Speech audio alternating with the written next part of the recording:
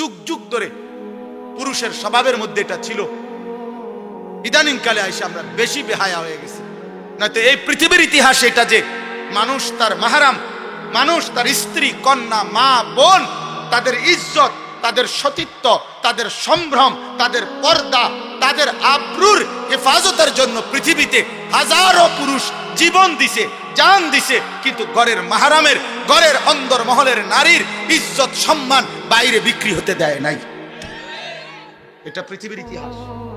আজকে আপনারা ঠান্ডা মাথায় আপনাদের চোখের সামনে আপনারা আপনাদের স্ত্রী কন্যাদেরকে বেপর্দা ছেড়ে দিয়ে নিশ্চিন্তে দোকানদারি করতেছেন, নিশ্চিন্তে ব্যবসা করতেছেন, নিশ্চিন্তে চাকরি করতেছেন, নিশ্চিন্তে ঘরে ঘুমাইতেছেন। আহা মুসলমান, 16 বছরের মেয়েটা 1 ঘন্টা ধরে সাইজা ওই যে বাইরে গেল, কার হাতে ছেড়ে দিল? ওরে কোথায় পাঠাল? ওর লগে ওর মাহারাম কই? হায় হায়, ওরে কার হাতে ছেড়ে দিল? আপনি ঘুমাইলেন কেমনে বাপ? 16 বছরের যুবতী মেয়ে বাইরে যার ঘরে আপনি কেমনে ঘুমাইলেন? আপনি দোকানদারি করেন কেমনে?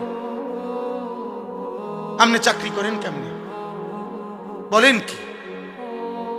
কত বড় নির্লজ্জ বেগায়রত পুরুষ!